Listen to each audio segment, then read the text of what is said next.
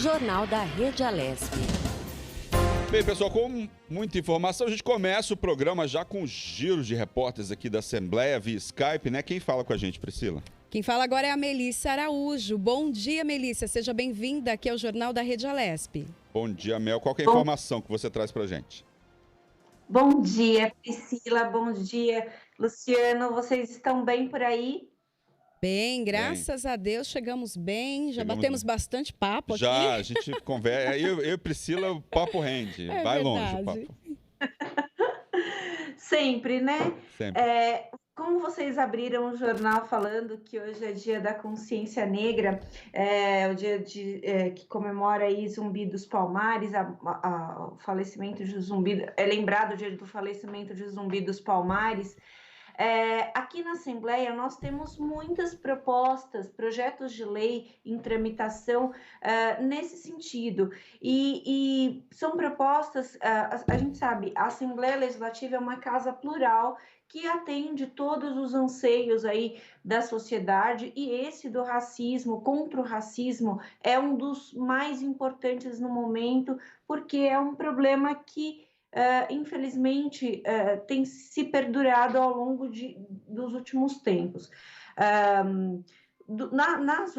Nos últimos anos, digamos assim, a gente vê um movimento mais forte de combate ao racismo, porque antes disso muitas pessoas nem identificavam determinado ato como um ato racista. Então, por isso que dos últimos anos tem surgido mais projetos para combater essa prática que é criminosa. A gente tem que destacar isso, que é crime, racismo é crime, não é opinião, né? E a Assembleia Legislativa não compactua com esse tipo de crime, então por isso tem tentado criar políticas públicas para combater o racismo. A gente lembra que não é da competência da Assembleia, por exemplo, criar uma lei que puna quem comete o racismo. Porém, criar políticas públicas para resolver determinados problemas de disparidade, digamos assim, social, isso é uma atribuição, sim, da Assembleia, e a Assembleia tem feito, cumprido essa tarefa da melhor maneira possível. Eu destaco aqui alguns projetos. A deputada Érica Malunguinho, por exemplo, criou um projeto que institui a Semana Estadual de Luta da População em Situação de Rua. Muitos dos moradores de rua, estatisticamente, pertencem à população negra. Então, ela institui uma Semana Estadual de Luta da População de Rua para criar políticas públicas e para que as pessoas conversem mais sobre esse assunto, para tentar diminuir o número de pessoas que estão na rua, que estão em situação de vulnerabilidade social. Então, esse é um dos projetos. Outro projeto importante, esse projeto tem o número 543 de 2020, quem está em casa pode buscar mais informações da proposta. A gente tem também o projeto do deputado Campos Machado, do PTB, que é o projeto 535 de 2020, que institui o Programa Estadual de Saúde Integral à População Negra e Afrodescendente. Também é estatístico que a população negra tem um acesso menor à saúde, então o programa tenta também trazer uma justiça nesse sentido, para dar acesso aí, igual à população negra aos serviços de saúde. A população negra também tem uma incidência de algumas doenças que tem uma importância da gente destacar, como a anemia falciforme, que é uma situação um pouco mais delicada, mais grave aí para quem sofre do problema, e ela tem uma incidência maior em quem tem origem afrodescendente. Então, o Programa Estadual de Saúde Integral também tem essa preocupação de tratar essa doença que é mais grave aí para a população negra, né? E a deputada Érica Malunguinho também apresentou o projeto que estabelece garantias de equidade na atenção integral à saúde à população negra, também relacionado aí a essa questão da saúde. Então, tem muitos projetos nesse sentido, a deputada Alessi Brandão também tem projeto nesse sentido, para que, como eu falei antes, seja feito de uma forma, a população negra tenha acesso aos serviços do Estado, aos serviços públicos de uma maneira mais igual do que vem tendo anteriormente, porque como eu mencionei, estatisticamente a população negra tem tido um acesso menor a alguns à saúde, e isso são o motivo pelo qual podem ser inúmeros aí. Então, é importante que a gente crie facilidades, né, para que não aconteçam injustiças, né, e todos possam ter o mesmo acesso a esses meios que o governo dispõe, né? Um outro projeto que eu gostaria de destacar aqui para vocês é o da deputada Mônica, da bancada ativista.